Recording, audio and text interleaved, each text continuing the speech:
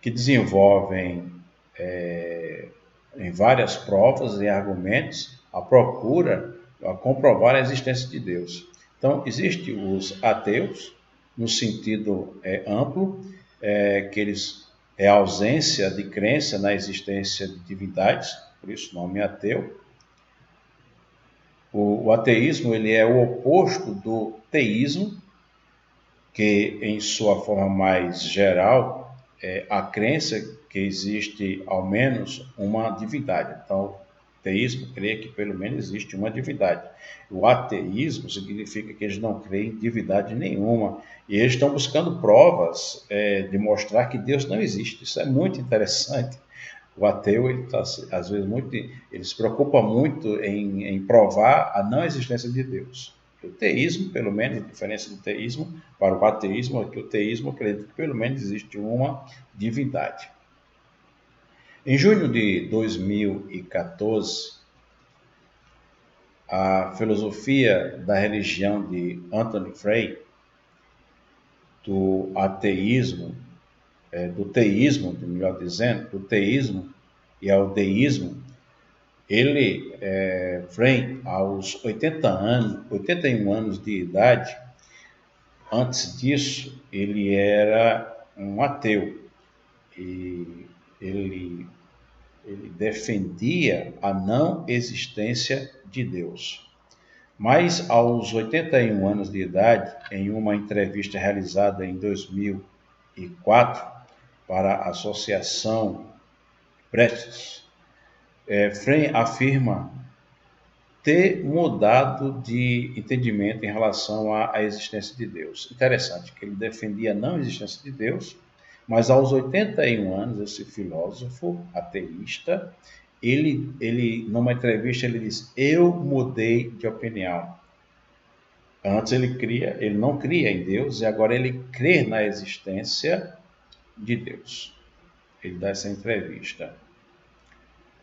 Ele diz assim, ele afirma ter mudado seu entendimento em relação à existência de Deus e que sim, é possível existir uma mente inteligente, criadora do universo conhecido, mas não seria um Deus interventor como as religiões reveladas afirmam. Frey declara acreditar no chamado Deus de Aristóteles. É interessante porque ele, como um grande estudioso que procurou há muito tempo, afinal levou 80 anos, quase 81 anos, vale a pena salientar que ele era filho de metodistas, protestantes metodistas. É interessante como é que ele sendo filho de metodistas, ele toma caminhos completamente diferentes com relação à sua fé, e só lá, aos 81 anos de idade, ele muda de pensamento, de tanto falar da não existência de Deus, agora ele crê em Deus. Só que é interessante que ele diz, eu creio no Deus apresentado por Aristóteles. Qual é o Deus de Aristóteles? Quem era o Deus de Aristóteles? Aristóteles define Deus como um pensamento ativo, perfeito, imutável, imóvel, fonte do bem e causa indireta, passiva e de todo movimento no universo.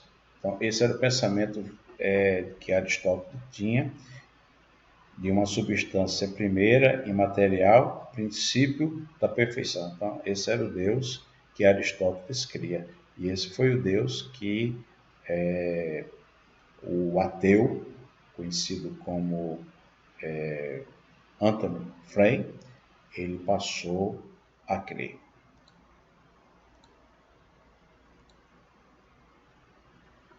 Os assuntos principais que interessam ao filósofo da religião são as perguntas acerca da natureza da religião. O que seria isso? Vamos estudar uma religião, uma determinada religião. Então as perguntas seriam: qual é a natureza dessa religião? Por que ela surgiu? Como ela surgiu? As características definidoras das crenças que se acham em todas as religiões, aqui não é especificamente o cristianismo, mas todas as religiões, quais são os princípios? Quais os argumentos em prol da existência de Deus? Ou, no caso, aqui, deuses. Sabe lá qual é os fundamentos? Então, a filosofia da religião vai se debruçar justamente nessas perguntas para se obter algumas respostas. Veja que essas perguntas, elas tanto são analíticas, como elas são dentro de um ponto de vista especulativo. Os atributos de Deus ou dos deuses, a linguagem da religião, o problema do mal, então são aqui perguntas, são análises de como a filosofia da religião vai trabalhar e ele vai tentar buscar e resolver. No século XVIII, Kant, ele apresenta 3 argumentos racionais em prol da existência de Deus. Então ele já vai apresentar aqui coisas interessantes, e isso pode ser feito uma pesquisa, você vai encontrar muito facilmente sobre as colocações que Kant apresenta, os argumentos sendo de forma ontológica, cosmológica e teleológica. Mais tarde, os filósofos da religião eles acrescentam o argumento moral. E existe um material muito interessante que você pode estar pesquisando, que é a refutação dos argumentos ontológicos, cosmológicos, físicos, teleológicos da crítica da razão pura de Emile Kant. Então, você pode, dentro dessa revista, ele traz um material completo sobre os argumentos que Kant usa para a existência de Deus, que Aristóteles vai falar, entre outros, enfim, que não, os argumentos dele não se seguram, não se sustentam, tá certo? Então nós vamos ver dentro desse elemento todo a história da filosofia. Então, a história da filosofia é uma tentativa no sentido de demonstrar como influências ideológicas levaram a certas filosofias e forma pela qual essas filosofias influenciam a sociedade e instituições. Aprender acerca dos homens que fazem a história da filosofia. Então, o historiador da filosofia procura demonstrar a formulação e desenvolvimento de escola de pensamento como como racionalismo e o empirismo. Então, vamos estar vendo sobre essas questões. Porque um exemplo ilustra a filosofia de Descartes. Faz parte da história da filosofia. É preciso, portanto, que o historiador relate o que Descartes disse, e se é verdadeiro ou não.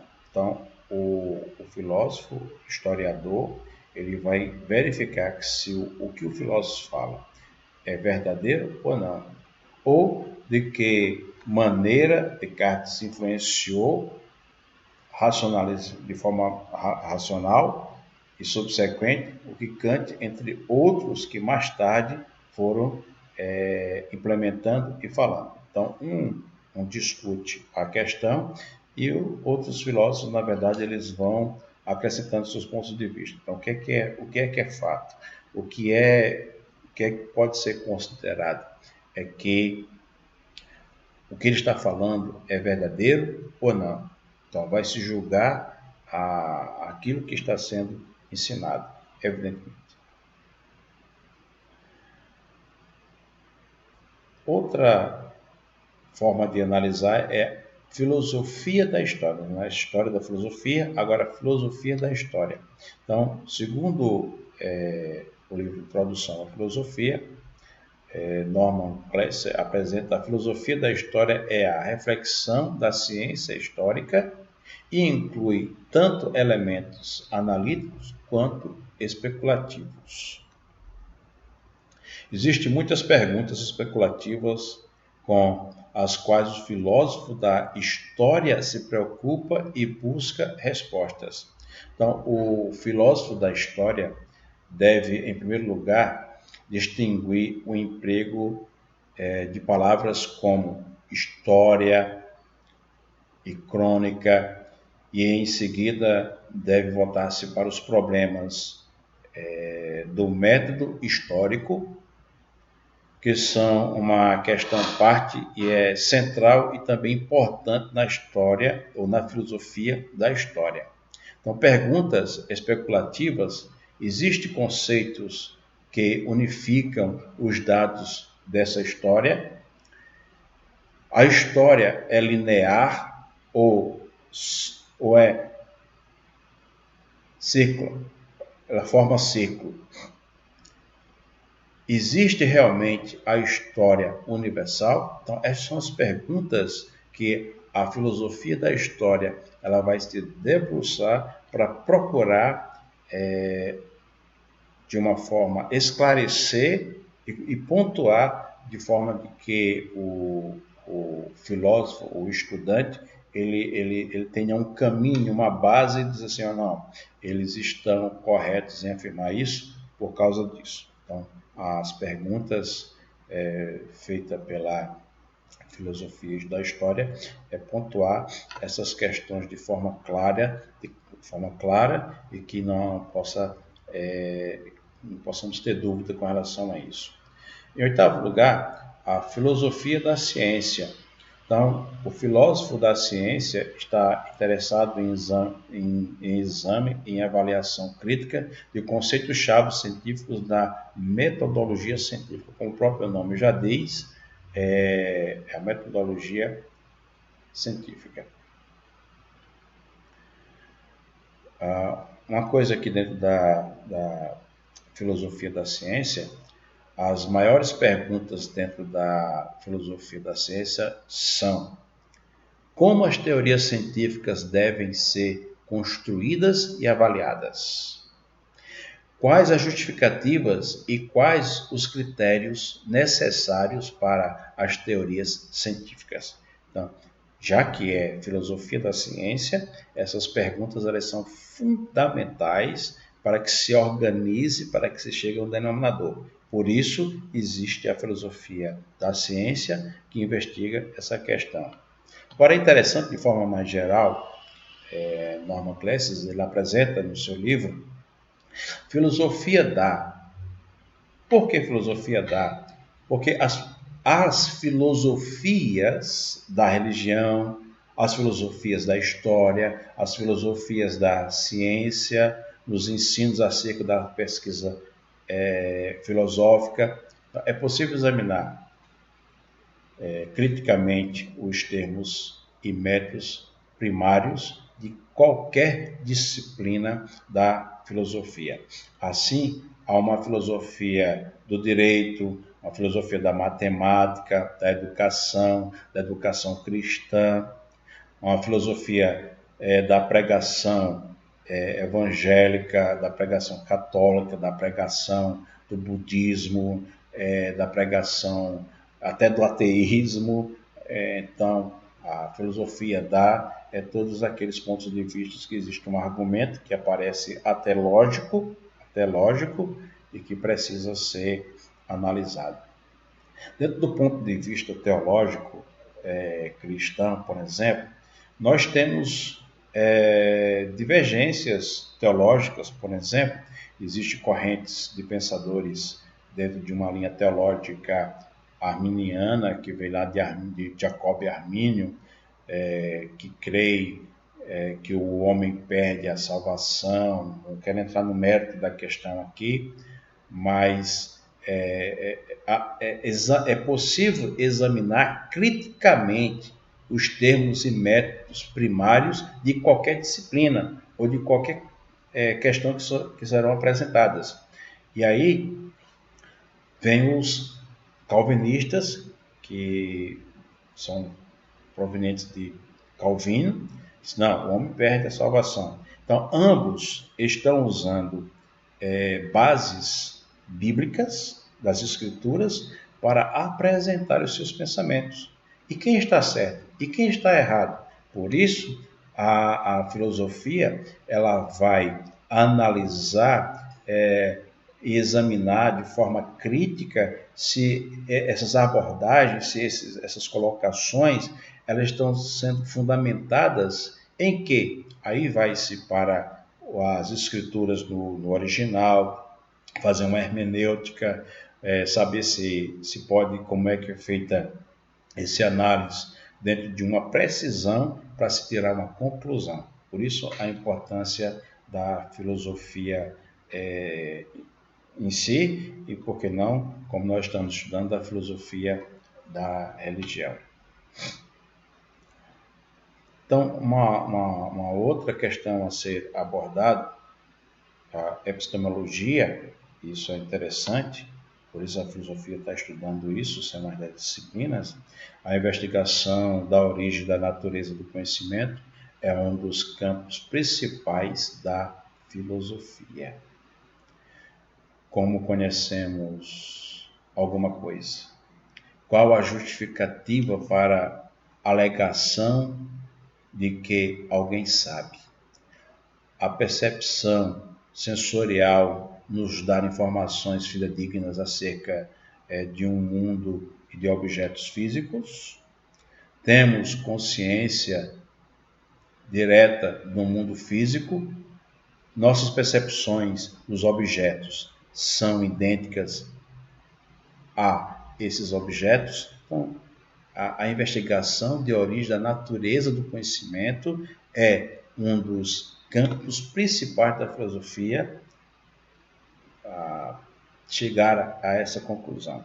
Uma outra, em 11º lugar, é a famosa chamada de metafísica. Metafísica. A palavra metafísica vem do vocábulo, não seria diferente, do vocábulo grego que significa depois da física ou além do físico.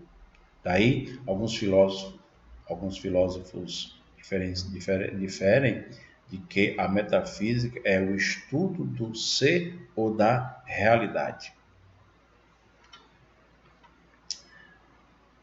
Dentro da metafísica, alguns filósofos como Aristóteles, Platão, eles defendiam que os elementos fundamentais da realidade poderiam ser reduzidos ao ar, ao fogo, à água, à terra.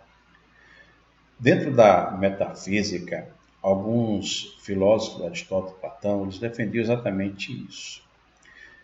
Com base nos conceitos desses filósofos, Aristóteles, Platão, eles defendiam, os antigos até acreditavam que estes elementos têm combinação, intenção e que deviam ser conta da totalidade da realidade. Então veja que a filosofia, ela da metafísica, segundo estes filósofos, e pesquisando nós vamos encontrar muitos outros, que dentro da metafísica, alguns filósofos como eles defendiam os elementos fundamentais da realidade que poderiam ser reduzidos. É a questão da metafísica, o ar, fogo, a água, enfim. Como eu venho falando lá desde o início, aqui são apenas de uma forma de apresentar o que existe na filosofia. Nós não estamos discutindo a filosofia de modo amplo, mas apenas apresentando aquilo que existe dentro da filosofia. E aí você pode estar fazendo a pergunta assim, puxa, eu estou estudando filosofia da religião. Por que esses argumentos? Por que a apresentação dessas disciplinas da filosofia? É porque essas disciplinas da filosofia vai nos trazer ou nos dar a compreensão de irmos mais além na nossa investigação, na compreensão daquilo que estamos investigando. Então, a filosofia, na verdade, ela vai fornecer elementos ou ferramentas que nos capacita a investigar a religião de forma geral, a que pertencemos, a que não pertencemos. Às vezes vamos julgar uma religião simplesmente porque não fomos ensinados sobre ela e não entendemos porque aquele povo ou aquela pessoa ela está contemplando aquela religião. Mas quando nós começamos a investigar, nós podemos até não aceitar para nós, mas não podemos negar que é um fato que existe, que tem uma realidade, que tem um fundamento para aquela pessoa que foi ensinada, para aquela cultura. Então, como é que eu vou defender o que eu creio se eu não tenho conhecimento geral até de outros pensamentos? Então, é interessante a filosofia, porque a filosofia vai fornecer justamente uma clareza, as ferramentas para que se possa chegar a um conhecimento mais amplo e aí então tirar as conclusões. Então, as grandes perguntas da metafísica tradicional são as seguintes: quais são as partes constituintes fundamentais e objetivas da realidade? Então, essa é uma das perguntas. Qual a natureza do espaço e do tempo? Todo evento deve ter uma causa. Há alguma substância ou entidade que sempre permanece constante? O homem tem livre arbítrio? Essa pergunta aqui, por exemplo, dentro da metafísica, se o homem tem um livre arbítrio, isso são discussões teológicas desde o século XVIII, XIX até hoje, sobre a questão do livre arbítrio, e se confunde muito. Veja só como as perguntas e a filosofia podem estar ajudando. Se tratando de livre-arbítrio, quem falou sobre a questão do livre-arbítrio foi Santo Agostinho. Santo Agostinho ele escreveu sobre o livre-arbítrio. E Santo Agostinho disse o seguinte, ele afirmou que livre-arbítrio é a escolha de fazer o bem ou o mal. Então, livre-arbítrio para Santo Agostinho está restrito à prática do bem ou do mal. Quando os John Calvino, e aí surge o calvinismo, e mais tarde o hipercalvinismo, e hoje eu nem sei mais em que, se é o hipercalvinismo, não sei. Eles falam que o homem perde o livre-arbítrio quando Adão lá ele se distancia, ele peca de Deus. Então ele perde o livre-arbítrio, porque agora ele não tem mais a capacidade de praticar o bem, só o mal. Então, a concepção dos calvinistas, dos pensadores calvinistas, é exatamente que o homem perde o livre-arbítrio, porque quando ele se distancia de Deus, ele perde a capacidade de praticar o bem. Já os arminianos, Jacob e Arminio, eles acreditam que o homem não perde o livre-arbítrio. Quando ele se encontra com Cristo, ele não perde o livre-arbítrio. Se ele perdeu o livre-arbítrio, agora ele reconquista, porque em Deus o homem agora tem capacidade de praticar o bem e a escolha de fazer o mal. E o livre-arbítrio ele é confundido muito facilmente com liberdade. A liberdade é diferente. Então, Santo Agostinho, filosoficamente, ele coloca o livre-arbítrio como sendo somente a escolha para a prática do bem e do mal. E não que eu escolho, isso é liberdade. Então, liberdade, segundo Santo Agostinho, não pode ser confundido com o livre-arbítrio. Só essa pincelada para nós, para termos uma ideia de como a filosofia ela é importante. As intervenções causam alguma coisa? Então, são as perguntas dentro da filosofia, no ponto de vista da metafísica. 12º, filosofia da mente. O que é a filosofia da mente? A filosofia da mente era a parte tradicional da metafísica onde se desvinculou para assumir um lugar de maior destaque na discussão filosófica. Em decorrência de nosso maior conhecimento do cérebro humano e da física, a filosofia da mente tem concebido maior atenção e destaque nos últimos anos. Então, a ciência ela, ela faz uso da filosofia da mente. Toda a ciência ela está fazendo parte desse maior conhecimento do cérebro humano e da física. Isso é uma verdade. Como eu vou sempre lembrar a você que nós não estamos estudando a filosofia como a filosofia propriamente dita. Nós estamos fazendo aqui, segundo a visão de Norman Gleiser, um panorama, tendo uma ideia do que a filosofia fala, para termos a compreensão melhor. Então, as principais perguntas da filosofia da mente são: existe um nível de realidade que podemos chamar mental? Não vou discutir nem me aprofundar nessas questões, estou apenas apresentando as perguntas. Se for assim, se existir, quais são as marcas distintivas do mental? A consciência está meramente associada com o estado cérebro?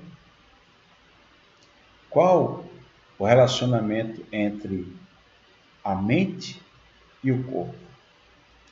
Qual o relacionamento entre a mente e o corpo? Psique. Até onde as máquinas são iguais aos homens? Podemos construir inteligências artificiais que possam funcionar como mentes? Então, estas são as principais perguntas da filosofia da mente. Poderíamos tecer aqui algumas dessas questões. É claro que a inteligência artificial ela não pode ser funcionado como as mentes. Por exemplo, muito prático, um computador, a era digital, se não tiver quem faça as programações, que nada vai adiantar. Então, há muita coisa a ser estudada ainda sobre essa questão. Na verdade, não é nada novo, mas também não para por aqui. Vai continuar sendo um grande desafio para a filosofia da mente. 13º, a teoria da ação. O que é a teoria da ação? A teoria da ação se relaciona com todos os demais campos da filosofia, evidentemente, como a filosofia ética, a filosofia da linguagem, a filosofia da mente, entre tantas as filosofias. Todas estão ligadas à filosofia da ação. Qualquer avanço nessas diversas correntes filosóficas se confrontam com as perguntas cruciais que vão serem feitas agora. Voltando aqui, por exemplo, antes de se poder elucidar qualquer natureza da mente, é necessário entender o relacionamento entre os estados mentais e as ações. Não vamos aprofundar, como estamos só apresentando, mas é bom ver o relacionamento entre os estados mentais e as ações.